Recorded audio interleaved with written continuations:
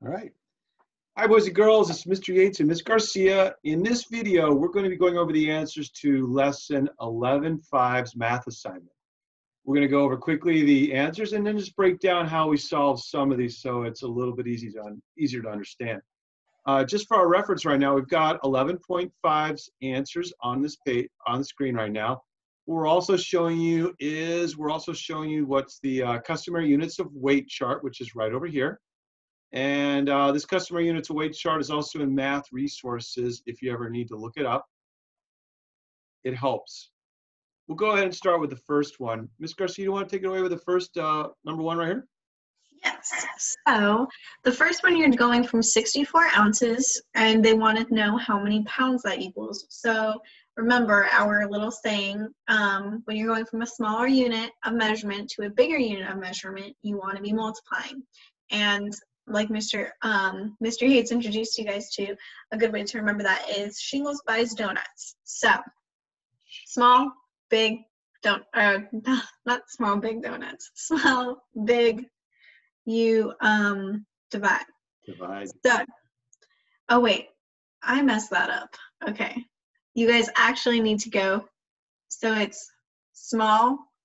Wait, right? Yeah. So you're fine. It's smaller to bigger. Shingles or shakes buys donuts. So we're dividing. So we're going to take that 64 ounces and divide it by the number of ounces in 1 pound, which is 16 ounces right down here. So you're on track. Okay, I was tripping myself up. I was like, wait a sec, am I doing that right? Okay, yeah. So you want to take your 64 and divide it by your 16 in that conversion that he has underlined. And you guys should have gotten 4. So for your answer for that one. So 64 ounces equals 4 pounds. Over here for number 2, 5 tons equals 10,000 pounds. Tons is the bigger unit of measurement. So I'm going to multiply to get the smaller unit of measurement. Smaller to bigger, I multiply. So what I'm going to do is I'm going to take 5 tons and multiply it times 2,000 pounds, which is right here. 1 ton equals 2,000 pounds, and I ended up with 10,000 pounds. All right, great. You want to go on to number 3, Ms. Garcia? Yes. So for number 3, it says 13 pounds equals blank ounces. So for this one, you're going from actually a bigger unit of measurement to a smaller unit of measurement. So you are going to be multiplying on this one. So you're going to want to take your 13 pounds and you're going to want to multiply that 13 by your 16 because you want to be using that first unit of measurement right there where it says 1 pound equals 16 ounces. So you're going to want to multiply 13 by 16, which should have given you guys 208. So 13 pounds equals 208 ounces. All right, great. Now, if you want to notice something here is that in number 4, it actually gives you 2 possible answers for 9,000 pounds equals 4 1/2 or 4 5/10 pounds. And that's because you're going to end up with a remainder on this one, and you could show it either as a decimal or as a fraction. If you notice, they didn't give you any space for pounds as the remainder, so it means that they wanted you to go with either a fraction or a decimal. And let me just work that one out really quick, just to explain what we were doing here. So I'm going to be taking 9,000, which is the number of pounds it wants us to convert. And since we're going from a smaller to a bigger, shingles, I said it, or shakes, buys donuts.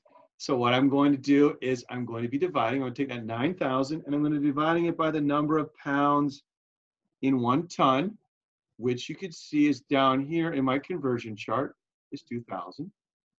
So I'm just going to put X's on top. That's what I forgot to do today during our lesson, which really messed things up. So I'm going to take, and 2,000 times 4 is going to equal 8,000, which leaves me with a big remainder of 1,000. Now, the space here on the assignment did not give you room to put the remainder pounds, which is the clue that it's really wants you to make this into a fraction or as a decimal. So what I did to do that is I took and I looked at the remainder of 1,000 over 2,000. And like I did earlier in the lesson, I can take that and just cross out the zeros and I end up with 1/2. That's how I show it as a fraction. The other way I could have done this is I could have done a decimal at the very end. I could have then annexed a 0, dropped it down. I would have ended up with 10,000. When I take 10,000 divided by 2,000, I get 5 times 2 is 10. Add 3 zeros, and I subtract, and now I have no remainder. But I do have a decimal, which is 4 and 5/10. And that's how they ended up with this 4 and 5/10 here, boys and girls. And this 1/2, probably makes it a little easier, is how they ended up with the 4 and 1/2. So either way is right. Not one way is better than the other. But you do want to show it as either a decimal or a fraction. All right, let's move on now to number 5, Ms. Garcia. All right, so this one they actually, like Mr. Yates was referring to in number 4, how they sometimes give you guys the 2 separate lines. We're going to show you guys how to do this one as well because they kind of mix it up you guys a little bit. So they want to know how 45 ounces equals blank pounds and blank ounces. So is what you want to do on that one, since you're going from small to big, you're going to be small, big, so you are going to be dividing. So, and since you have those 2 lines where it's like blank pounds and blank ounces, that's kind of like hint, hint, you're gonna have a remainder. So let's go ahead and divide that out. So you, on our conversion chart, you are going to be wanting to use the one that has both ounces and pounds, which is gonna be our first one, which is 1 pound equals 16 ounces. So you're going to want to divide your 45 ounces by the 16. And so when you guys divide that out, you should get initially that 16 can't go into 4. So you divide it into 45. So you get 2. 2 times 16 gives you the 32. And then when you subtract, you get 13. So the 2 is going to be for your pounds, and the 13, your remainder, is going to be the ounces. So they give it to you guys both ways. So that is how you guys would do it that way. So 45 ounces equals 2 pounds and 13 ounces. On number 6, we take 3 25/100 tons, and then we're going to turn that into 6,500 pounds. And that's just a simple multiplication of the 3 25/100 times 2,000 pounds, which is the number of pounds in 1 ton. And that ends up with 6,500 pounds. We're going to go ahead and move on now to our next part. What I would, let me just go down here and scroll. And we'll move over to our next part.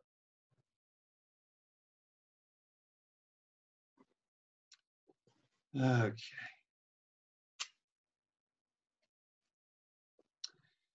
This one was a little bit of a challenge. A hippopotamus weighs 1.5 tons. What does it weigh in? And here they get a little fancy with you. They ask you for in ounces. And that is something that could trip us up a little bit. Because if you notice, there's really no pound or tons and ounces. So these aren't connected. So we have to figure out a way to do that. We have to move to figure out how we would get, basically, how many ounces are in a ton. We can do it this way, and we'll do a little bit of thinking through this. We do know, though, how many pounds are in a ton. So what we can do is we can take and look if 1 pound is equal to 16 ounces. We then could take this 16 and multiply it by the 2,000 to find out how many ounces are in 1 ton. So I'm going to do that right now. I'm going to take my 16, which is the number of ounces in 1 pound, and I'm going to multiply it by 2,000 because that's the number of pounds in 1 ton. When I do that, I can do it very quickly. 2 times 16 is 32. Add 3 zeros. So 32,000 ounces are in just 1 ton. It's a lot of ounces. Now that's not the full answer though, boys and girls, because it's asking us that, or telling us that a hippopotamus weighs 1 5/10 tons. So what I want to do next is I want to work out an answer sentence here. So what I'll do is I'll say the hippo, and I'm going to, you can shortcut it to hippo if you want to. The hippo weighs, and we'll put blank pounds, or blank, yeah, blank ounces actually, blank ounces. Now we now have something that we didn't have before on this customary units of weight conversion chart. We now also know that 1 ton equals 32,000 ounces. So we just made a new conversion. We know that this 32,000 ounces is equal to 1 ton. That we can use to convert 1 5/10 tons to ounces. What I'll do is I'll take 32,000 and I'll multiply it by the number of tons, which is 1 5/10, and I get 48,000 total ounces. That's a lot of ounces. So now I know that the hippo weighs 48,000 ounces. Make sure you're writing out an answer sentence, boys and girls, because we are going to verify this today. We're going to ask you to show this in Flipgrid. So make sure you're writing out answer sentences for your work, because we do want to see these. All right, Ms. Garcia, do you want to go ahead and talk to us about number 8? Yes, so number 8 says a restaurant serves a 20-ounce steak. That's a pretty decently ounce steak. That's a pretty hefty steak, yeah. Yeah. How much does the steak weigh in pounds and ounces? So this one's going to be kind of similar to the ones where they give you a blank pound and blank ounces. So for your guys' answer sentence, you're going to want the steak weighs blank pound and blank ounces.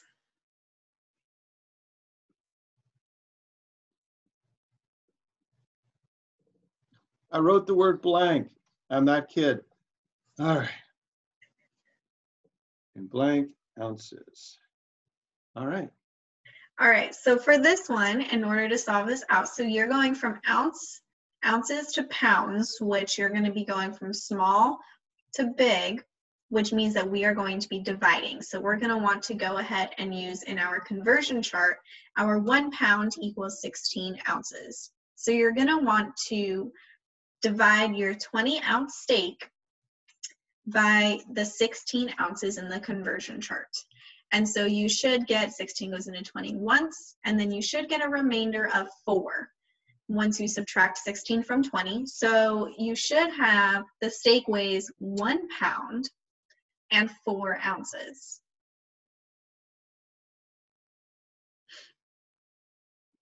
All right, great.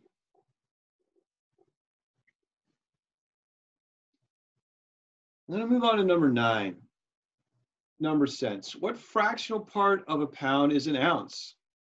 On this one, you basically just converted, since, let me show you again over here. Your answer sentence should read the fractional part of a pound is 1, or the fractional part of a pound, or the fractional part of a pound that 1 ounce is 1/16, or an ounce is 1/16 of a pound, which actually would be our best answer sentence here. You could say an ounce is 1/16 of a pound.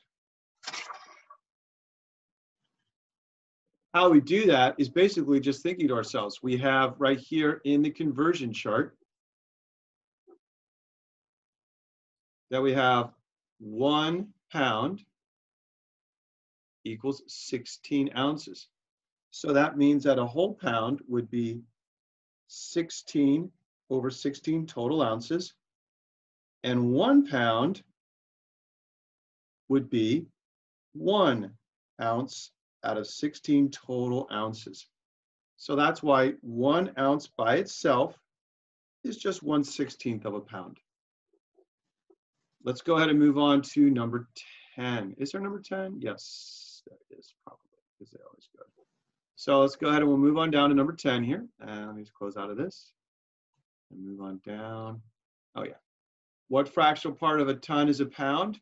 It's basically the same concept as we just talked about earlier when we used the ounces and pounds. 1 ton is 2,000 pounds. So a pound is 1/2000th of a ton. And make sure you write that as an answer sentence. And then finally, what we're going to do is, oh, that wasn't number 10. That's just part of number 9. So Ms. Garcia, do you want to go on and finish off with the vocabulary check for number 10? Yeah. All right. So for our vocabulary check, it says circle the correct term to complete each sentence. So for the first sentence, it says you have the option between ounces and pounds. So blank would be the most appropriate customary unit to measure the weight of a paperclip. So this is kind of where in our last video, the pictures where it gave you the slice of bread, the tomato, and I think it was a buffalo, would really come in handy. And so a paperclip is definitely closer to ounces. So you can kind of refer back to that, like slice of bread is like something to kind of refer to and compare. So that one should have been ounces. And then the next one, it says blank is a measure of how heavy an object is. That would be weight for sure. Because length, that doesn't really measure how heavy an object is. That measures how long something is. So weight would definitely be the answer for there. And then for number 12, it says blank would be the most appropriate customary unit to measure the weight of a bag of flour. So for this one, it would be pounds because tons would just be way too much. A bag of flour is definitely lighter than a ton. So this one, the correct choice would have been pounds. All right, great. And for the final one, the test practice, 1 kitten weighs 2 pounds, 4 ounces. Another kitten weighs 2 ounces less. What is the combined weight of the 2 kittens in ounces? Now, boys and girls, because we really would rather you prefer to write out this instead of saying the answer is A, I'd like you to say it like this. The combined weight, you should probably use that as an answer sentence here. The combined weight is, and it's asked for ounces, so I'll say the combined weight is blank ounces. And it's 70 ounces because I take 2 pounds and 4 ounces, and I can convert that. And I'll just turn this into LB because they like to use LB here for pounds. 2 pounds, 4 ounces is going to equal 2 pounds is 16 ounces plus 4 more pounds or 4 more ounces is 20 ounces. Oh, wait, back it up, Mr. Yates. 2 pounds is 32 ounces plus 4 more ounces is going to equal 36 ounces total. I'm going to be, another kitten is 2 ounces less than that. So that means that kitten number 2 is 32 ounces. 34. What did I do wrong? Oh, 34. I made a copy error in calculation. So 34, thank you, Ms. Garcia, for pointing that out to me. Mm-hmm. I went ahead and then I add these up together and the combined weight is 70. So that's how I ended up with 70 total ounces for the combined weight of the kittens. Boys and girls, we really do appreciate that you're checking your work and making sure you did your best on this. Also, if you made any mistakes and you marked like copy errors or calculation errors like Mr. Yates, whatever it is, I want you to write it down and make sure that you've marked that. Today, what we're going to do is after you're done checking this, we are going to ask you to take your paper and on Flipgrid, there's an assignment right after this on the agenda where we want you to show your paper to Ms. Garcia and Mr. Yates and just tell us if you made any errors on your paper and just explain anything that you found that was confusing on it. Or if you just got everything 100%, just explain, hey, I showed all my work, I got all my answers correct, I got 100%. We just want to see how you did and what you did on this work. So take a look at the next assignment, which is basically a Flipgrid one, and we can't wait to see what you post. Bye-bye, boys and girls.